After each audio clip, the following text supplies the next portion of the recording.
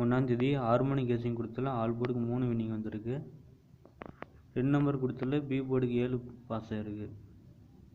All போர்டுக்கு 8 மணிக்கு 8 அல்லது 4 வரலாம். இந்த சி போர்டுக்கு 4 காமிக்குது. உங்கள் கணக்கு என்ன வரும்னு பார்த்து எடுத்துங்க.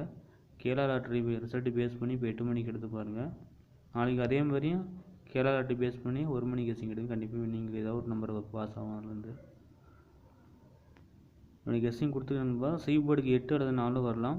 பி போர்டுக்கு எனக்கு டவுட்டாக இருக்குது. ஃபஸ்ட்டு 6 காமிச்சிது, அப்புறம் 8 காமிக்குது. பி போர்டுக்கு 6 அல்லது 8 வரலாம். சி போர்டுக்கு ரிப்பீட்டாக 7 வைக்கலாம். அப்படின்னா 8 இல்லைனா 6 இது 3ல் ஏதோ ஒரு நம்பர் வர வாய்ப்பு இருக்குது. மறக்காமல் ஷேர் பண்ணுங்கள், ஃபாலோ பண்ணுங்கள். மறக்காமல் கெஸ்ஸிங் கமெண்டில் சொல்லுங்கள் நண்பா.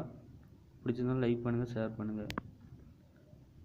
ரொம்ப நேரம் கெஸ்ஸிங் எடுக்க முடியல. மொபைல் அடிக்கடி ஷேக் ஆகிட்டு இருக்கனால வீடியோ எடுக்க முடியல.